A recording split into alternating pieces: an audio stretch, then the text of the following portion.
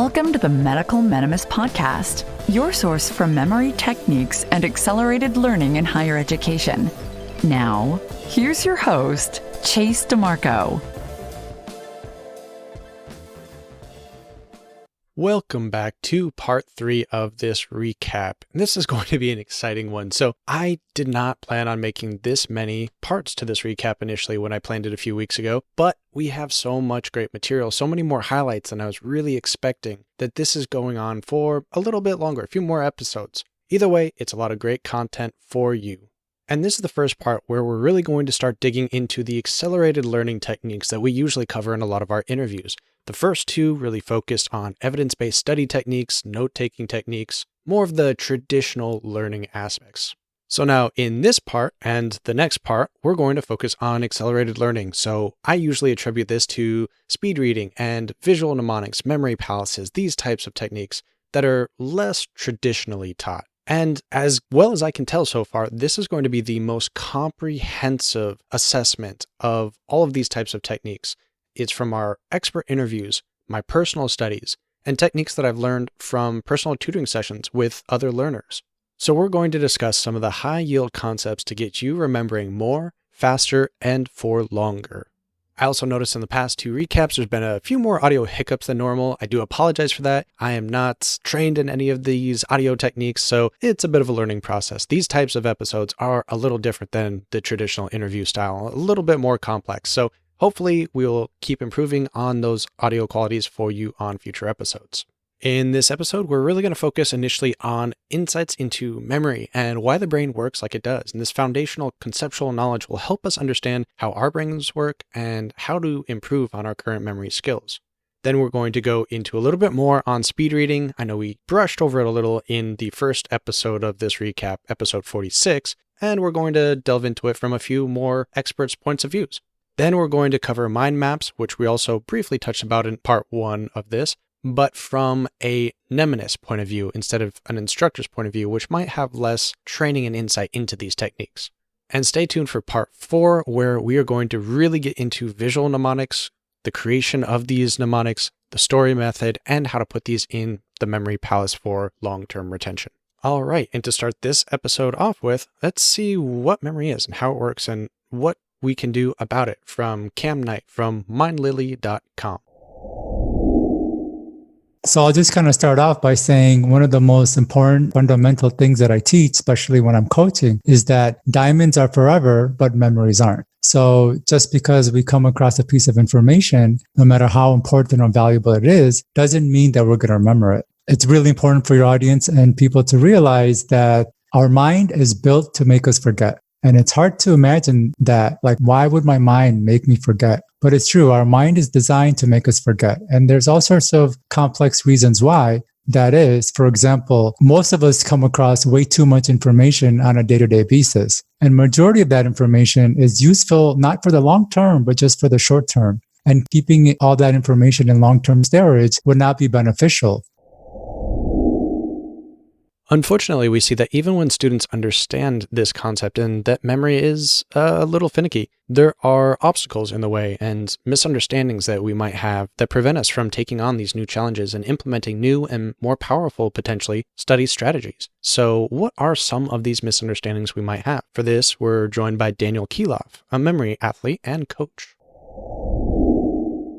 And I think that it gives a lot of people the impression that memory techniques aren't useful in these kinds of sophisticated contexts. It's easy to understand why most of them are like this, because most of them are written by memory athletes. And of course, memory athletes are just memorizing very, very simple things. They're memorizing a lot. The volume, the speed is incredible, but they're still just memorizing simple strings of numbers or simple lists of words. It's easy to see why people get the impression that they sometimes do that these techniques aren't suitable for more complex material. But as I say, you'll be disabused of that notion very, very quickly if you just kind of cast your gaze back in time a little bit, because these techniques originated and the use of these techniques historically were in contexts where the stuff being learned was very, very abstract and very, very sophisticated. Again, this is not the fault, I think, of memory students. This is a fault of memory athletes in the way that we often communicate. If the only impression that a person has of the world of mnemonics is of memory sports, you can hardly blame them for coming away with the impression that this is like very, very impressive, but pretty useless, right?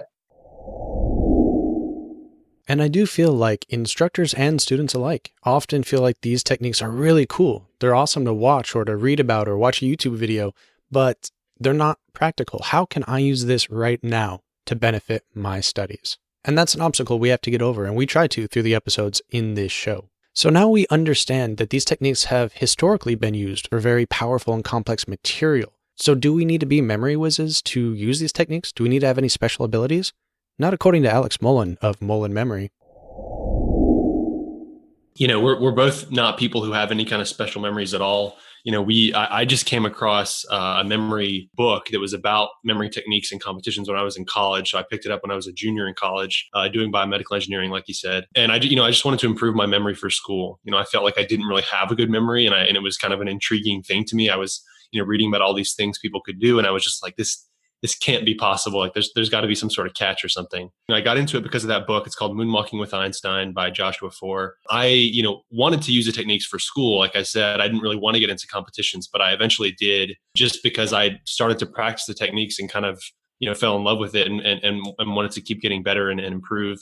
And eventually found myself competing in a competition. My first competition was the 2014 USA Memory Championship. I didn't really use it a whole lot for school, actually, funnily enough, because part of it was, my courses were mostly engineering. And so they were more kind of math and conceptual based, and it was a little bit harder to apply memory techniques there. And then part of it was just I hadn't really figured out a good way to really apply it to school just yet. And so it really wasn't until medical school that Kathy and I both kind of sat down. We had talked about the techniques a lot, obviously, and we kind of sat down and started to really, figure out a way that we could apply memory techniques to medical school, knowing that medical school is very, memorization heavy, a lot of information you have to take in and remember. I mentioned that it was kind of difficult for us at first, and we ran into a lot of roadblocks. So I would say that, we pretty much started to try to use the techniques right out of the gate during our first year, our M1 year, and kind of struggled with it. I used it on biochem a little bit, tried to use it on anatomy. I wasn't quite getting the results that I wanted to. I would create some sort of palace, and a couple, days or a week or two later, I'd come back and kind of the images were, not really still there, and I was forgetting things, and basically, it wasn't working too well. And so it took us a little bit of time to kind of figure out how to actually use them effectively. So it probably wasn't until the end of the first year, getting towards the end of the first year, that we felt like we kind of hit our stride with the technique pretty effectively throughout the second year, and especially leading up to preparation for the step 1 exam, the USMLE exam. And then, have been kind of using both memory techniques, throughout the last, year and a half or so as clinical med students, but then also, just kind of branching out more into general learning strategies that have been shown to be effective. As a current medical resident and a multiple world memory champion holder, it's interesting to note that even Alex had difficulties with implementing some of these techniques into medicine. There were no good instructions back then, and he had to really try to figure it out on his own. And it was very different from his memory champion training with the different types of material that have to be covered and the complexity of it. So those are some of the topics that we try to cover in this show and bridge that gap from these techniques to medical training. So here's what 4-time US champion Nelson Dellis has to say about the brain and memory. I've worked closely with some neuroscientists who, say that when you train your memory, you grow the size of your hippocampus. And then also, as you get older, your hippocampus shrinks. It's just a natural part of the aging. And this is kind of something that can help bring on Alzheimer's. It's not the only factor, but it can help. The argument goes is that if you train your memory, you're fighting against that natural age shrinkage of your hippocampus. Because I learned this even after grad school. Just finishing grad school is when I learned this stuff. And it's like in grad school, I was going into grad school or into my undergraduate, things would have been totally different. Not that I did bad or anything, but it would have made my life easier. I definitely agree with that sentiment. I've mentioned several times on this show and other interviews I've done with other people's podcasts where I didn't really come across this material and really dig into it until about the beginning of my 4th year in medical school. Had I known more about these accelerated learning techniques and visual mnemonic techniques and how powerful creating your own can be, I would have implemented them much sooner and would have better techniques for you now. Everything comes from playing around with it, learning, experience, play. So I encourage you to play around and try these out as soon as possible. You might hit a couple of rough patches at first, but you will constantly learn and improve on your skills. There is no such thing as perfection. You just become more variable with how you can implement the same techniques in different scenarios. And if you too have a bad memory like I do, and like Alex Mullen and Nelson Dellis have said too, well, that might not be a bad thing, according to Dr. Barbara Oakley.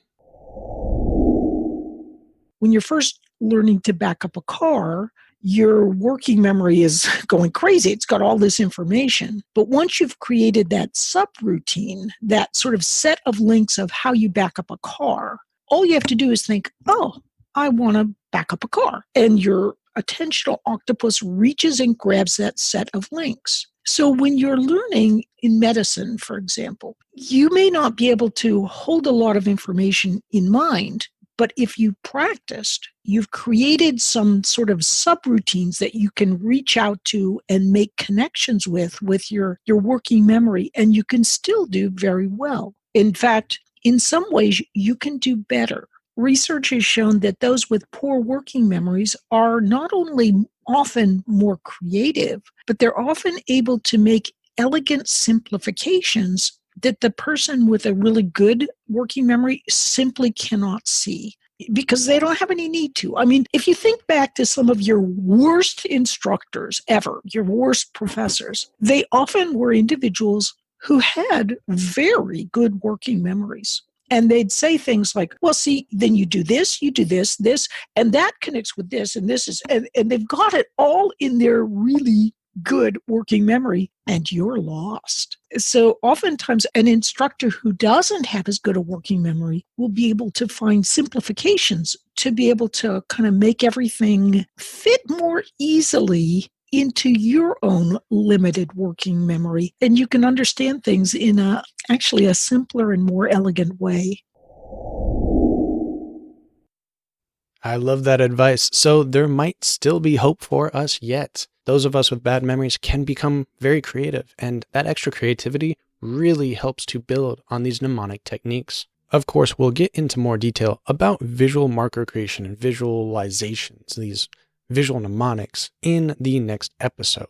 But first, I want to hear from Brad Zupp, another great memory athlete with a lot of productivity and memory techniques and skills that we should be aware of and should think about, and really help to explain how to optimize our brain's ability to pay attention and to remember and take a stepwise manner in our learning.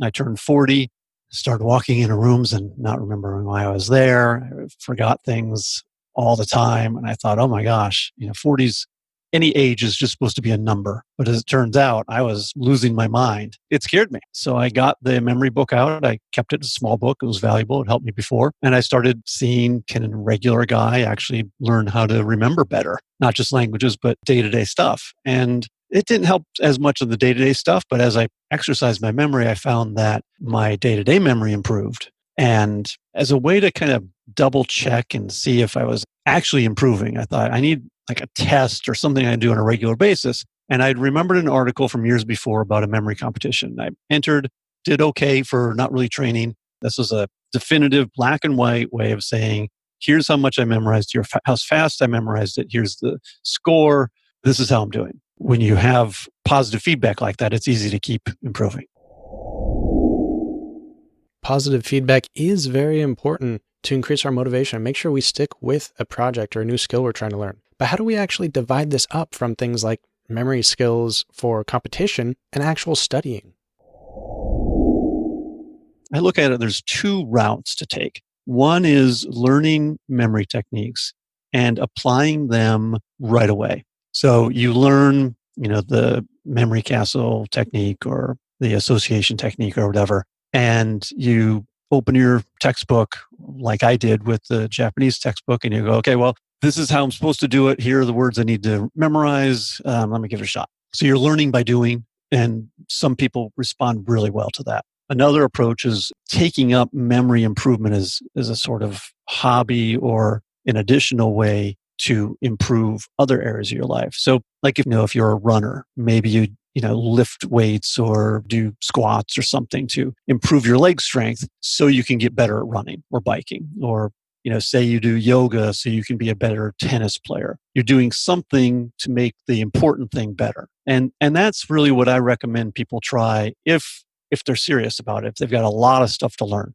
Learn memory techniques to train your memory so that when it comes time to study, Your mind knows better how to focus and better how to make those associations quickly and store those images in a memory palace.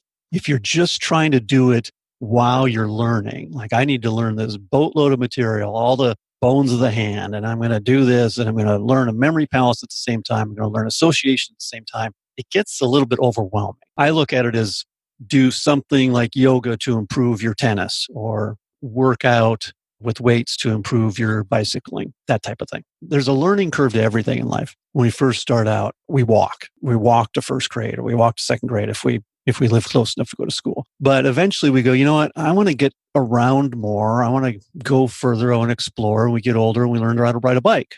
Or we learn how to ride a bike earlier, but then we get permission as we get older to ride further and further from home. Learning to ride a bike takes time. It takes effort. It takes skill. But we do that because we want to go a little faster and a little farther than we can do walking. And eventually we realize, well, this bike thing is great, save the planet, but I need to drive hundreds of miles for this thing. So I'm going to learn how to drive. These are natural progressions. We don't really think about, well, there's a learning curve here. Should I learn how to ride a bike or shouldn't I? Or should I learn how to drive or shouldn't I? We just do them because it's things we do in life. But you don't need to learn how to ride a bike. You don't need to learn how to drive a car. I mean, you can walk almost everywhere. So why bother? Well, because you can get things done faster. I definitely agree with him. There is a learning progression throughout all of our learning, through primary, elementary school, up through high school, and again through college, undergrad to grad school. We need to learn different skills in order to progress, in order to retain different quantities of information. And similarly, we can train our brain in different categories, in different skill levels, from walking to running to riding a bike to driving. And like he says, doing a little bit of training every day, whether this is your flashcards or training in visual mnemonics, doing a little bit of practice every day is how we really add this habit, how we make it useful and applicable to us, and not just a tool for one particular task. We still have a few more highlights on how the brain works and how we should think about learning before actually getting to the learning techniques in this episode. But you can check episode 2 and 3 for Alex Mullen and Kathy Chen from Mullen Memory, episode 4 with Nelson Dellis, episode 10 with Dr. Barbara Oakley, 26 with Brad Zupp, and all of their related links can be found in the show notes for those episodes. Now, we haven't heard from Abby Marks Beal in a while, so let's see what her thoughts are on memory and learning. So I talk about this thing called a gear shift. And if you look at your hand, and I use a hand as an analogy, that we have 5 built-in gears. And so if you look at your thumb and your first finger, those are gears 1 and 2. And so those are the gears that are the slower gears of any vehicle. And this is where most people are stuck because they've never learned from school. No one taught them, unless they took a course, how to get to the gears 3, 4, and 5, which are the middle finger, fourth finger, and fifth finger. So I talk about these 5 gears and knowing how to shift amongst those. So going into first gear is great when you're memorizing something. But when you're first learning something, you shouldn't be in the memorizing phase. You need to be in like maybe gear 3, when you're looking at the main overview, you're getting the concepts. And then when you study it, you go down to 1. You can't study all material as if you're going to remember every single bit of it for all eternity. You have to pick and choose. There's just too much information in medicine and other graduate level programs. Knowing how to switch gears, how to go from a fast gear, an overview, skimming type of gear, into a more focused gear can really help you limit the amount of time you spend on certain material. But if we do want to memorize certain materials, what are some tips that we could use right now? Again, joined by Jared Cooney Horvath. As human beings, we can tie vast amounts of information to incredibly small, simple symbols. And the idea being that if you can chunk all that information into that one symbol, congratulations, all you have to do is access that symbol and all the facts come with it. The deeper, we call this conceptualization, but instead of building a concept, say, anatomy, you're building a concept that says scribble or triangle or blue square. And then you're just tying as many facts into that concept as possible. And so in that sense, yeah, if before you go to bed, you recall that concept and then that pulls up all the facts. That type of recall, that type of visual linking, huge for memory boosts. That's if you can organize things like that, congratulations. You can stuff an encyclopedia in here without taking up much space at all. For 2 years, we changed the medical program into a problem-based program. So from your very first day, when you're getting symptomology, you have to diagnose it. And what happened, and I don't know why they didn't think about this in advance, is people weren't going anywhere. They weren't learning anything. They were having a good time, talking about symptoms and diagnosis. But at the end, when you asked them about a disease, they really had no clue what was going on. So we realized, okay, you can't start on those deep problems. So we since pulled it back, and now we have 2 years of straight learning. There's your dissections, there's your book work, there's your learning. And then we move into problem-based. And now you see understanding conceptualization going through the roof. So front end with the facts, then move into the deep concepts. I'm fascinated by what he just said, and that really goes against the, common misconception that we should be focusing on understanding, not on memorization. But without memorization, it's really difficult to get to those higher levels of comprehension and understanding. And by using accelerated learning techniques such as visual markers, such as these visualization techniques, we can memorize so much more with very few triggers, with just a single image. You can remember dozens and dozens of facts. This is the strength of accelerated learning techniques as I'm defining them in this episode. And you can always add to your visualizations in the future, gaining stronger mental representations of the material. Here's more from Daniel Kielov and how we can use these techniques in very generalizable ways to boost our comprehension. There are a whole lot of memory techniques, and they sort of exist at different degrees and levels of sophistication, right? So I think that even some sort of very simple, what some people call like keyword mnemonics, or sometimes called the substitute word method, these kinds of things I think are useful at every stage of education. If you pick up a book on memory techniques, those techniques would help you just kind of destroy in high school. But of course, at a kind of graduate level, or even at an undergraduate level, a lot of the material we're learning is kind of a lot more sophisticated and a lot more abstract. And there you need to move beyond these sort of simple atomic techniques. You need to start building, really, if you want to be sort of competent at using memory techniques in these domains, you have to start building more sort of sophisticated systems. And lastly, in this section, Hoda Mustafa. Memory serves as kind of the foundation for the pillars of knowledge that you build. So if you don't have that foundational knowledge, it's very difficult to build something that's strong and that can persist and that can continue and sustain through your career. So these are solid memories. These are long-term memories. But the learning process, for example, I find a tool such as mind mapping or concept mapping very, very useful because it helps you visually recognize information and place it in your mind in a sense that seeks connections, and it becomes much easier to memorize information. I always recommend that students, for every topic, for every subject, for every chapter, they try and write it out, produce their own concept map, which is a visual representation of their understanding of the topic, and then add on to that the information that they need to know and they need to be able to recall in different assessments, and at the same time in order to be able to build a solid understanding of the topic. So mind mapping is very powerful. Concept mapping, which is very, very similar, is very powerful because it allows you to visually represent your understanding of the topic, but it also gives you a quick way to revise and recall information. Instead of reading through, 30 pages, you can look at 2 pages of something that's visually represented, whether it's a mind map or a hierarchical map or a cyclical map or algorithm of some sorts, like a yes, no, positive, negative kind of algorithm kind of thing. There are different ways of doing it. Again, we hear another instructor's point of view on the potential usefulness of mind maps. And we'll get back to this section in a little bit with a mind map master. But first, you can check all of these episodes at freemeded.org/podcasts. Episode 27 for Abby Marks Beal, 28 for Jared Cooney Horvath, 30 for Daniel Kielov, and 37 for Hoda Mustafa. So hopefully you will agree at this point that memory is foundational to our knowledge, to our understanding, and you need to be able to recall this information at a moment's notice in order to use it effectively. So before we get to our next section on speed reading and then mind maps after that, I just want to say if you haven't yet checked out my other show, 1 Minute Preceptor Podcast, What's Wrong With You? Get over there, download the episodes. I want to get some feedback for season 2 before it comes out. Let me know what you think about it. Okay, but there is a little bit of new news that I want to let you know about, the Online Medical Education Summit. This is something I've mentioned briefly before. It's an upcoming virtual summit. It's a free event for students and allows you to see what some of the top names in medical education resources have in store for you. Personally, I'm glad that we here don't focus on content because the process and skills development is, in my opinion, much more important and will always remain relevant. And now with the change in step 1 to pass-fail, you can see what some of these companies are doing to continue adding value to you, the students. We'll definitely have more information coming on future episodes, and if you want to stay informed, go to freemeded.org and register for an account. We'll add all website registrants to the newsletter so you can keep updated. Now, speed reading is a little difficult to do in this audio format, and we did cover it in brief details in part 1 of this mini-series back in episode 46. Go check it out. And here we're going to continue with some more details from speed reading expert Howard Berg and an example that he has for us.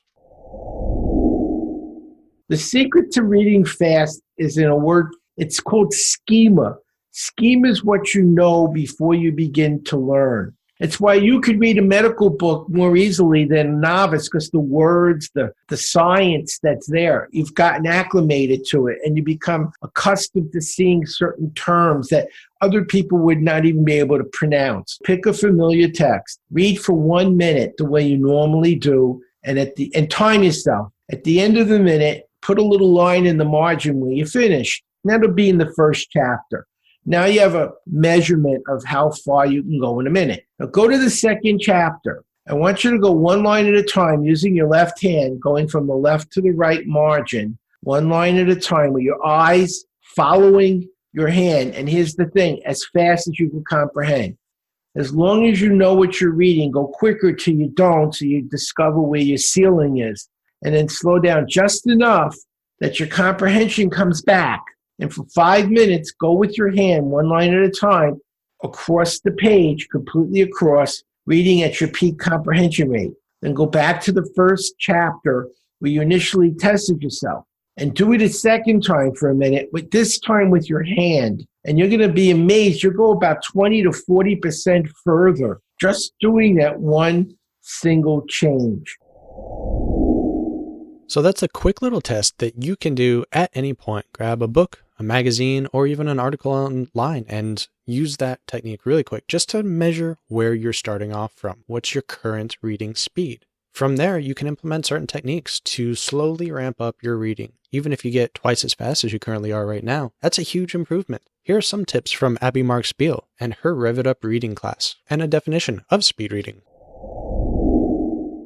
What it is, in my opinion, it's a set of active, mindful, and conscious strategies that allow you to get what you need quickly from any reading material in an efficient and an effective manner. That's my definition. It's not reading everything and not understanding anything. Right now, the average reading speed of the average person who graduates from high school is around 250 words per minute. That's average. Now, medical students, I'm not sure exactly. I've not worked directly with medical students. I've worked with law students. I've worked with other, milieu, but not specifically medical students. So I don't know what their average is. But believe me, after 30 years of teaching, I'm going to say the average is 250. Now, look at your page of materials that you have to read at 250 words per minute. You're not getting far too fast at 250. So you have to have effective strategies. Like number 1, like I mentioned earlier, every chapter started from an outline. So there's an outline. Go find it. Find the outline first. That's part of the survey, I guess. If you look at, SQ3R, it's like find that outline to get the main ideas, first. So that is one of the ways to do it. Developing one's reading skills before you go into any advanced degree or even, especially medical school is probably the most important thing you can do because reading is the mother of all study skills. If you are good at reading, you're going to be good at learning. If you're not good at reading, it's hard to be good at learning. As some of you might know if you've heard past episodes or listened to me on other shows, I am a terrible reader. I'm pathetically slow at reading when I'm doing reading in my normal fashion, when I'm not focusing on speed reading techniques, and you do have to focus on these. This is not how you read when you're doing so for luxury, when you're reading something interesting to you innately or that great graphic novel next to your bed. But for studying, they can be implemented very effectively. Here are some methods that Abby suggests and how to get rid of subvocalization, one of the worst detriments to speed reading.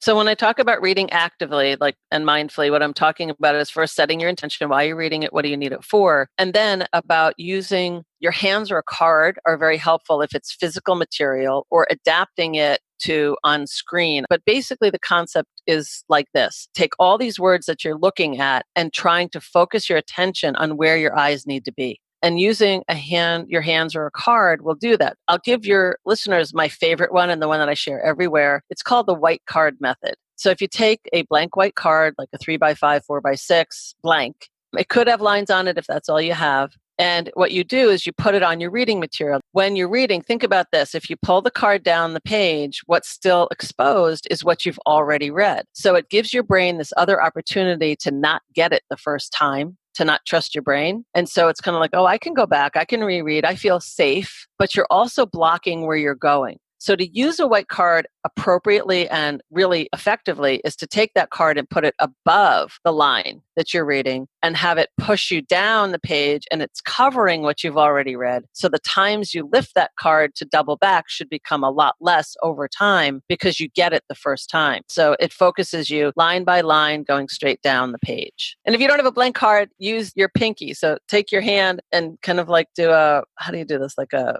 hang loose sign? A hang loose thing. And so take your pinky and the hang loose and just kind of go from the top down. So your pinky becomes the way to read. Some pacers can be using your finger on the page, but what I want to avoid is if you go side to side, some people end up pointing to every word. And that to me that's like sounding it out, hearing in your head. It's a very slow way to read. So what I suggest is that you take your finger and put it on like the left margin and the right margin, if you can, or just the left or just the right. But I like both margins. And you basically take both fingers at the same time and go down, and your eyes ricochet off your fingertips. So you're framing the column with your fingers, your index fingers only, pointed up, gently pulling down the page. Subvocalization is also called mental whispering, and it's basically when you talk inside of your head. And pure subvocalization is reading every single word that your eyes are seeing. It's sounding it out, hearing it in your head. And subvocalization uses two parts of your body that technically you really don't need when you read. So when you read, your eyes should look at the page, you should know what it says, and it should go straight to your brain. But when you subvocalize, a lot of times it's almost like you have to sound it out with your lips. And sometimes you see people move their lips, but you don't even have to move your lips. And then it's like you have to hear it, and then you understand it. And so we have to almost be deaf and mute, technically, in order to really be a good reader, because you have to not be sounding it out, hearing it in your head all the time. So the thing that people have to know is that subvocalization is the way that people have learned how to read, sound it out, hear it in your head. And so when you subvocalize, it slows you down, but you will always subvocalize some. So don't think you're going to get rid of it completely. The faster you read, or as you speed up your reading, the less you can read every single word. And so speed is one of the ways to reduce. One is to be aware of it, and the second is to start reading faster. And using your hands or a card is one way to do it. I also suggest for people that subvocalize to start reading keywords or phrases. And that's another, way to get content quickly with good understanding. Keywords, again, are 3 letters or more, and they're bigger words, most important words on the page, whereas phrases are groups of words that form a thought. And so you can learn how to group things together. It's all dependent on how you think. And I definitely do that. I subvocalize all the time. It's my natural way to read, as it is for most of us. As we're taught to read out loud in primary school and elementary school, it's thought that becomes our natural way, our normal, comfortable method of reading. So awareness of that and a couple of tips and tricks can get you to much faster reading. And lastly, for this section, we're going to be joined by Lev Goldentouch from keytostudy.com. With speed reading, you need to be really accurate.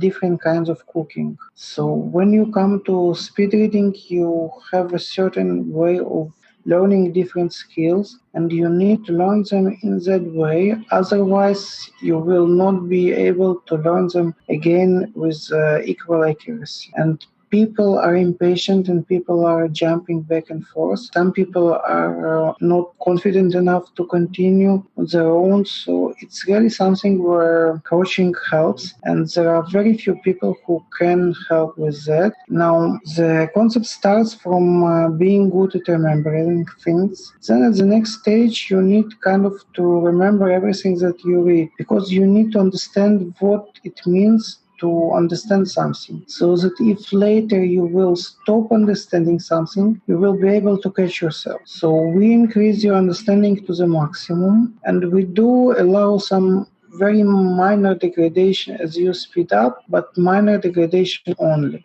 Reading and remembering everything is a little bit tiresome, and this is something that people do for a couple of weeks. Then they want to start reading faster. They can start reading faster and still remember everything. And then there is a limit which is called subvocalization limit. At some point, we are able to say things aloud and remember them, and then it's easy to understand. We can say things in our head faster than our body can move, so we can speed up a little bit, but then we come up with some kind of information barrier. So to overcome this barrier, your understanding needs to be purely visual.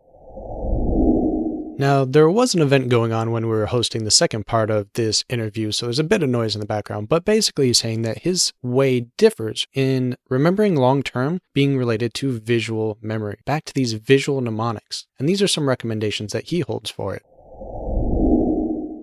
Now, to get to purely visual understanding, you do need some kind of brainstorming before that. So we do teach pre-reading or something like that, so that you can generate this brainstorming, so later you can understand something from purely visual understanding of things.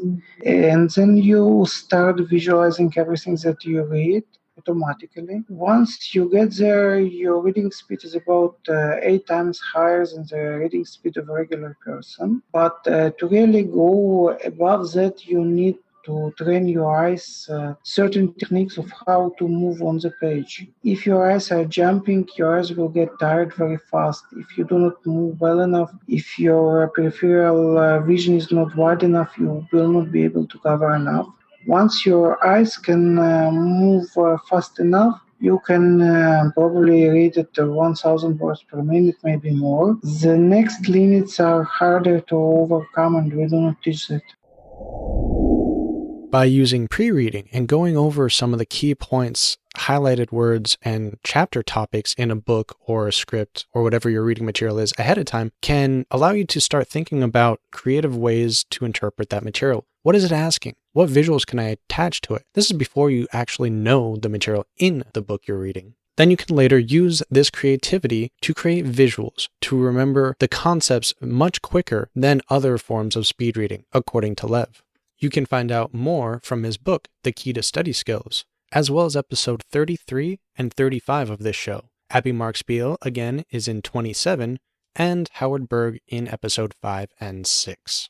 And before we begin our last section on mind maps from a master in mind maps, I want to recommend that you go to freemeded.org/medstudent, and there you can download our free PDF of a bunch of tools and graphic charts and representations that you can use to start personalizing your own training right now. And if you feel so inclined, you can buy our full book, Read This Before Medical School, at that link as well. It can also be purchased on Amazon or your online bookstore of choice. Now, in part 1, we discussed mind maps a little bit from an educator's point of view and how some of them liked it, some didn't, or maybe only in certain circumstances. But here we're going to hear from someone that was professionally trained. He is a Tony Buzan trained mind map expert. And learning from someone that has a little bit more of this foundational knowledge in these topics and these skills might be able to shed some light on how we can use them. So here is Barry Mapp to discuss mind maps in much greater detail. Now, the myth of left brain, right brain, we've known for a long time, and the science hasn't changed, is that we have skill sets, if you like, on both sides of the brain. We know that language is mainly rooted on one side. We know that our spatial processing is mainly rooted in a skill set on the other side.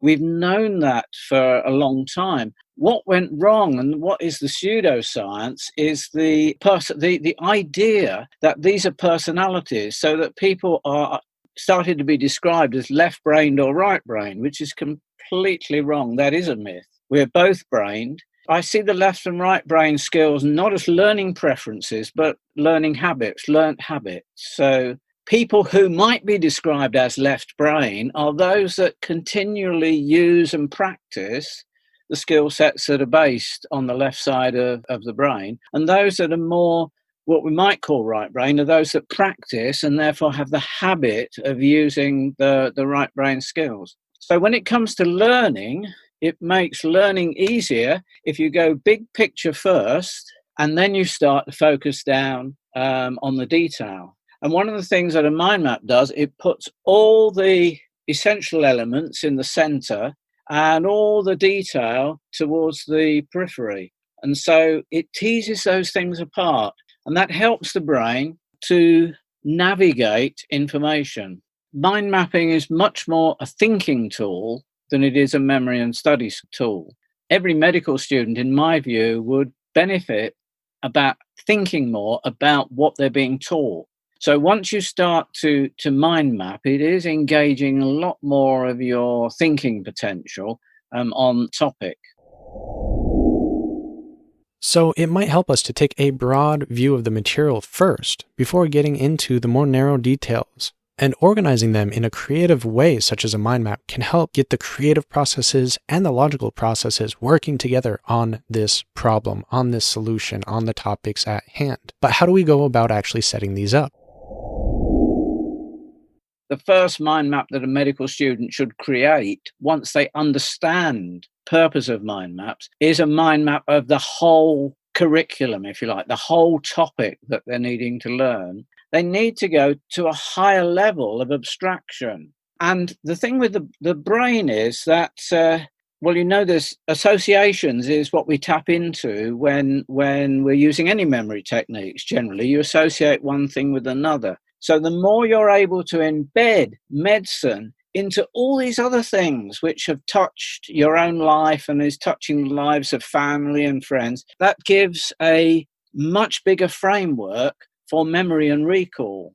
Generally, you get the most benefit if you go down 2 levels. So if you've started with an overall mind map about well-being, of which medicine is one of the branches, you want to start finding the detail. You want to start mind mapping the detail, but medicine is too early. So you'll have some sub-branches on medicine.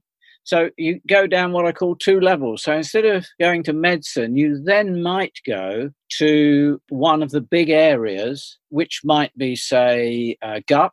It might be heart. So then you can start mind mapping from that level.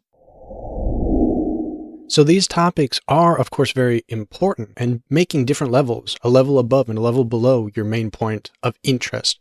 But why is it so powerful?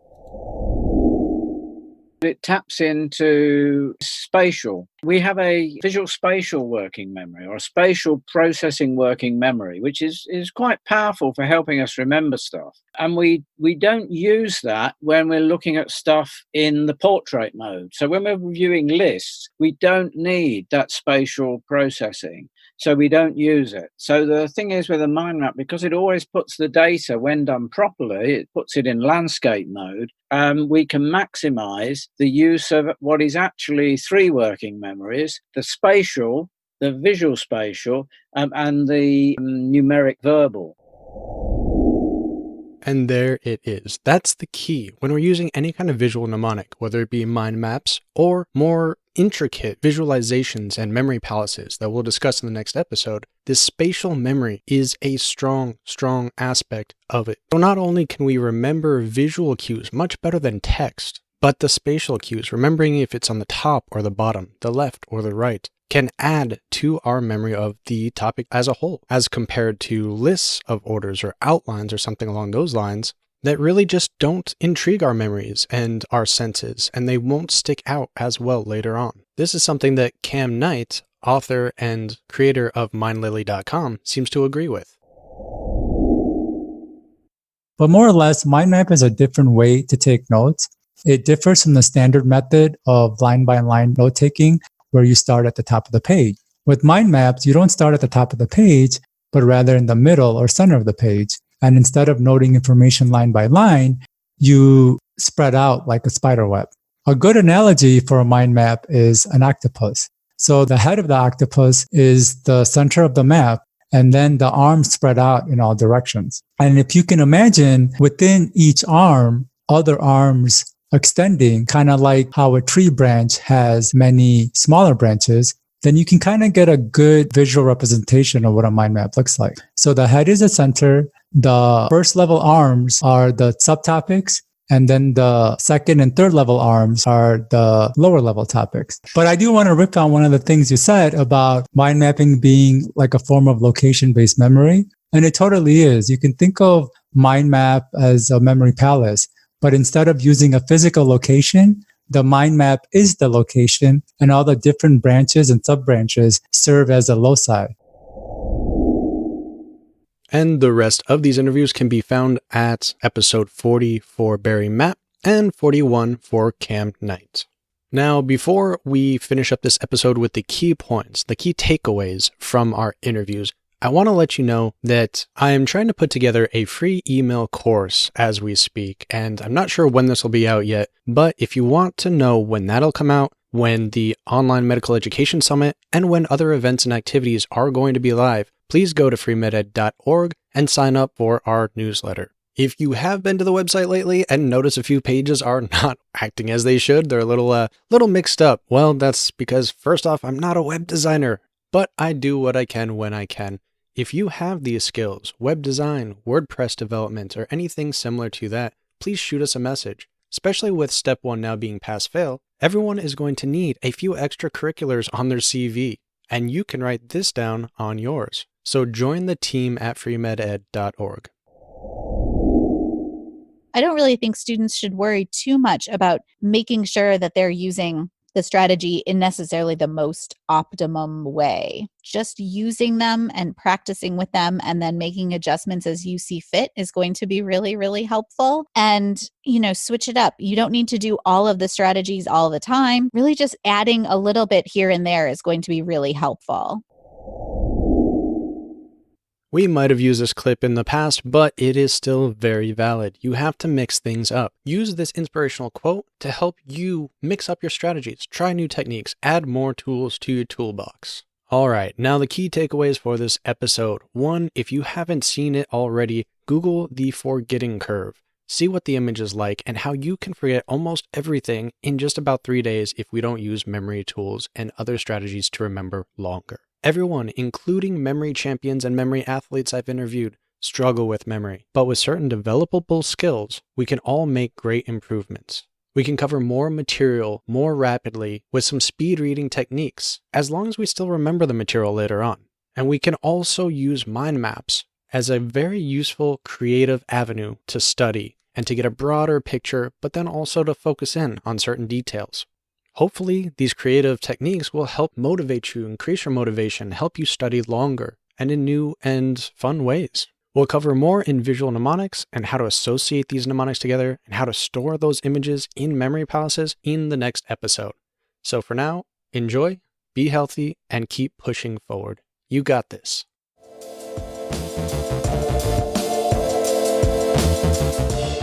Don't forget to check our sister organization out at Find a Rotation. Currently, the Facebook group is going to be the main route of communication, but soon findarotation.com will be open and available, as well as our mobile app. So do keep in touch, save those, bookmark those, come and join us on Facebook or other social media, and we will work to help connect you with preceptors now.